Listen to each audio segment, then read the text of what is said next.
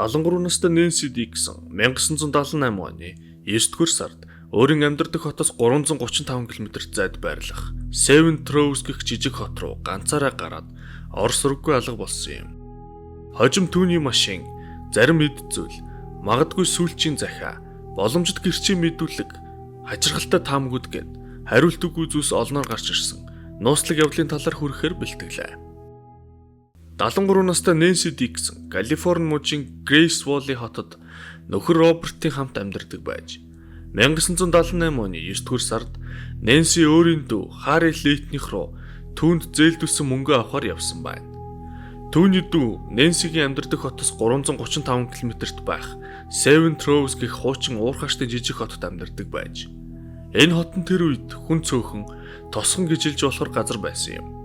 Одоо үед энэ газарт огт хүн амьдардаггүй бөгөөд орхигдсон хот болсон байна. 1961 онд Харри болон түүний ах Дэн нар энэ бүс нутагт алт олборлохоор болж тэдэнд мөнгө хэрэгтэй байсан тул Нэнсигээс $6,000 зээлж байжээ. Гэвч хожим тэдний бизнес дампуурч хөрөнгө оруулсан хүмүүс мөнгө алдсан байна. Энэ зүйлээс болж тэдний гэрт маргаан гарч Нэнси болон Харри олон жил хоорондоо харьцаагүй байсан юм.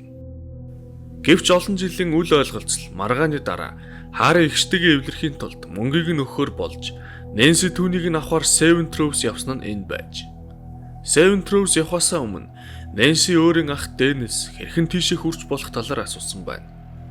Дэн түүнд цаасан дээр гараараа газрын зурграхуу зүйл зурж өгснөөр 9-р сарын 22-ны өдөр Нэнси өөрийн $6,000 авахар аяллаа эхлүүлжээ. Тэр өөрийн нөхөр Робертыг хамт явахыг хүссэн боловч нөгөөх нь явахыг хүсээгүй юм. Нэнси найздаа хэлсэн ч найз нь бас амжихгүй байсан тул машин сайн барьдаггүй, замаач мэдхгүй 73 настай эмэгтэй ганцаар явхаас өөр аргагүй төрсөн байна.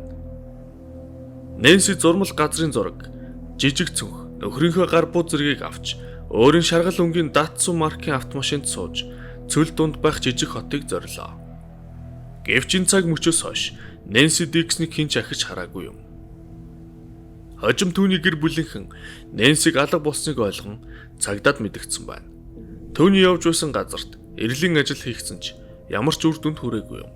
Түүнийг хэн нэгэн хөнөөсөн гих цуу яриа гарах болж зарим нэг нь амиа хорсон ч гэлцэж байсан ч түүнд амиа хорлох шалтгаан байхгүй гэж түүний гэр бүлийнх нь үзэж байсан юм. Тэр үед Нэнси өөрийн машинтайгаа яг л агаарт замхан алга болсон мэт санагдаж байсан байна. Түүний алга болсноос 3 сарын дараа Нэнсигийн нөхөр Картнаас нь $4.18 гүйлгээ Нэнсиг алга болох үед хийгдсэнийг олж харсан байна. Энэ гүйлгээ 1978 оны 9-р сарын 22-ны өдөр Lovelock хотын Texaco гэх шатхуун түгээх станцт хийгдсэн байжээ. Тэгэхээр Нэнси энд шатхуунаа нэмэхээр зогссон болж таарав. Энэ түүний явж байсан зүгийн хамгийн сүүлийн шатхуун түгээх станц байсан бөгөөд түүнээс цаашаа эзэнгүй зүйл газар л байв. Нэнси Lovelock-т байсан гэдэг нь цаашаа түүнд 43 км яваад очихоор ойрхон газарт байсныг илтгэж байлаа. Тэгэхээр Нэнси энэ хооронд цөлөрхөх газарт л алга болсон байх магадлал өндөр гэсэн үг болж байна. Энэ сэжмийн дагуу Lovelock-оос Seven Troves хүртэлх газрыг агаараар болон явганаар эрен хайх ажиллагаа хийгдсэн ч үр дүнд хүрээгүй юм. Энэ хэрэг баг багаар хөрсөөр 1982 оны 11 сар хүртэл зогсонг байдалтай байсан ч 82 оны 11 сард Чонын анчид Lovelock хотоос 38 км-т Seven Troves-с 17 км-т орших хаягдсан уурхайн дэрэгдээс Нэнсигийн зэвэнд идэгдсэн машиныг олсон байна. Хамгийн хачирхалтай нь Нэнсигийн машин өмнө эрлийн ажиллагааны үед самнагдсан газраас олдсон юм.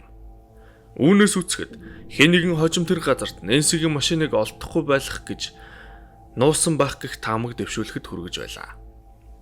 Одоо Нэнсигийн машинаас юу болсон талаар хүргэе. Түүний машины дуугүй маш их хилэгдсэн байсан бөгөөд үүнийг тэр хаваар чулуу ихтэй газараар магадгүй замгүйч хэсгээр удаан явсан байх гэсэн дүгнэлтэнд хүрсэн юм. Түүний машинд тал баг бензин байсан бөгөөд хурдны хайрцагт эвдрэл үүссэн байж машиныг 4 жилийн дараа олсон учраас машин маш ихээр зэвэрч харах зэрэг мэрэгч амттын үр болсон байжээ. Машины ойролцоо сахаргүй коланы хідэн лааз машин дотроос нь 4 ширхэг хоосон тамхины хайрцаг олдсон юм. Гэвч хожим түүний ойр дотныхон Эдгээр хайрцагнууд Нэнсигийн татдаг тамхины маркийнх биш байна гэж мэдүүлжээ. Тэд машинд болон ойр орчмоос машины түлхүүр түүний авч явсан гар бүг олж чадаагүй байна. Хожим машиныг наривчлан шинжилгээнд оруулахад арын багажны таг болон запас дугуун дээр нь цусыг санагдуулан хатсан тол болсон байна. Мөн машины хойд гүпэр дээрээс 2 буурал ус олцсон юм. Үүнээс гадна машин дотроос нэгэн цаас олсон бөгөөд дээр нь дараах зүйлсийг бичсэн байжээ. Намайг бууга гаргаад өөрийн аимшиг шаналлаа цэг тавь гэсээр байгаач би хизээч энэ зүйлийг хийхгүй. Бурхан амьдрал өгсөн учраас зөвхөн тэр л түүнийг эргүүлэн авах хэрэгтэй. Амиа хорлох гэдэг бол уучлшгүй нүгэл гэж бичсэн байжээ. Энэ бүхэн юу гэсэн үг байж болох вэ? Тэр алуулсан байж болох уу? Тэр ямар ч байсан өөрийн итгэл үнэмшлээсээ болж амиа хорлоогүй болох нь харагдаж байна. Мөн түүний захианд бууга гаргаад энэ аимшигт зовлондоо цэг тавь гэсээр байгаа гэсэн хэсгийг харвал хэн нэгэн түнд амиа хорлохыг шаардаж буумет байгаач нөгөө талаар Нэнси ядарч туйлдан ийм зүйл түүний толгойд орж ирснийг ингэж илэрхийлсэн ч байж болох юм. Одоо энэ хэргийн талаар үндсэн эдэн таамгаа сонирхцгоё. Эхний таамгаар бол Нэнсиг хэн нэгэн хөнөөсөн гэх таамаг. Энэ газарч гэлтгүй Америкийн эзгүүд газар нутгуудаар он жилийн туршид олон ч хүний цогц олддог үлээ. Нэнсигийн явж таарсан энэ газар хот суурин гас хол эзгүй зээлүүд газар учраа гэмтэрэг үлдэхэд тохирсон газар юм. Түүний машинаас олсон цус шиг толбон цус биш гэж лабораторийн дүгнэлт хожим гарсан байна. Үүнээс гадна бас нэгэн хачирхалтай баримт байгаа нь машин олсноос хэдхэн сарын дараа нэгэн шатхуун түгээх газарт ажилладаг нэгэн цагдаагийн газарт холбогдож хачирхалтай мэдүүлэг өгсөн юм. Тэр залууг Рональд гэдэг бөгөөд 1979 оны 100 Билл Лавлокотын Two Steps гэх шатхуун түгээх газарт ажилладаг байсан юм. Нэг орой 11 хагасын үед 50-60 орчим насны нэгэн эмэгтэй над дээр ирээд намайг түүнийг харсан сүүлийн хүн болж байна гэж хэлсэн юм. Мөн тэр эмэгтэй өөрийг нь хэн нэгэн дагаж байгаа гэд надад өөрийн мөнгө болон өнөц зүйлсийг өгөхийг хүссэн юм. Би тэр зүйлсийг авахаас татгалзаж зөвхөн түүний бүгжийг л авсан. Гэвч түүнээс хойш би тэр бүгжийг гээсэн бөгөөд одоо болтол олж чадахгүй байгаа. Тэгэхэд тэр эмэгтэй маш хурдан алга болсон. Машинаар юм уу явган явсан талаар одоо огт санахгүй байна гэсэн юм. Энэ эмэгтэй Нэнси байж болох уу? Энэ мэдэгдэл магадгүй Нэнси хэн нэгэнд хөнөөлөгсөн гэх таамгийн баталгаа байж болох ч түүнд бас хэд хэдэн зохицохгүй зүйлс байгаа юм. Түгээх залуугийн хэлснээр энэ зүйл 1979 онд болсон гэсэн юм. Гэвч Нэнси үүнээс 1 жилийн өмнө буюу 1978 онд алга болсон билээ. Мөн түгээгч залуу эмэгтэйг 50-60 насны гэсэн бөгөөд Нэнси тэр үед 73 таа байсан юм. Энэ мэдүүлэг ямар ч нотлох баримт байхгүй тул үнэн эсэх нь эргэлзээтэй. Эсвэл энэ залуу 1978 оныг 79 он гэж он сараа андуурсан байж болох уу? 4 жилийн өмнөх зүйлийг санах гэж хичээсэн тул андуурч түүний хэлсэн эмэгтэй магадгүй үнэхээр Нэнси байсан байж болох уу? Эсвэл энэ үнэхээр 79 онд болж залуутаа таарсан эмэгтэй өөр хүн байсан уу? Дараагийн таамгаар бол Нэнси энэ газарт анх ирж байсан. Мөн тэр үед нь харанхуй болж үзэгдэх орчин хязгаарлагдвал байсан тул төөрсөн гих таамаг юм. Лавлог шатхуунаа дүүргээд цааш өргөжлүүлэн явсаар эргэх ёстой эргэлтээ андуурч буруу замаар өргөжлүүлэн явсан гэж үзэж байна. Тэр өөрийн эргэлтээ өнгөрөөд дараагийн буруу эргэлтээр эргэсэн. Хожим түүний машин олддог газарт яг энэ зам л хүргэдэг байж.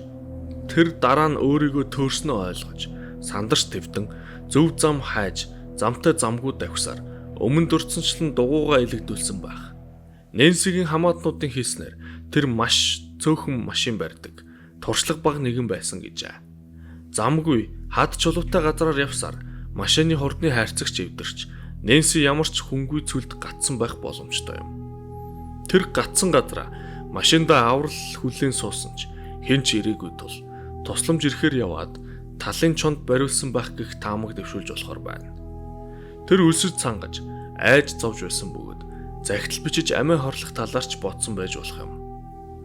Гэвч Нэнси гүнзгий итгэгч нэгэн байсан бөгөөд түүний захианаас үзвэл тэр амиа хорлоогүй байх гэж олон хүн дүгнсэн байна. Мөн эрлийн явцад түүний машин олдоогүй. Магадгүй машин ногоон шаргал өнгөтэй байсан тул цөл газарт орчинтойгоо уусаж сайн анзаарагдаагүй байж болох юм. Энэ хэрэгтэй холбоотой өөр нэгэн таамаг байдаг бөгөөд энэ таамгийг цаг хугацааны гажуудал гэх зүйлд итгэгч хүмүүс дэмждэг байна.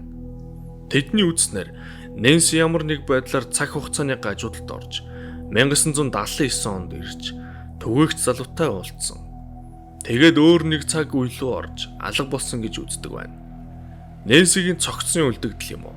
Гар буу, машины түлхүүр зэрэг нь өдий болтол олдоогүй нь энэ таамгийн бас нэгэн нотлохоо гэж тэд үздэг юм. Гэвч эдгээр нь бүгд таамаг бөгөөд яг үнэн хэрэгтээ 1978 оны 9-р сарын 22-нд Нэнси Диксонтой юу тохиолдсон нь одоо болтол тодорхойгүй хэвээр байна. Магадгүй та бүхэн энэ талаар таамаглал байгаа бол сэтгэл хэсэгт бусдаагаа хуваалцаарай.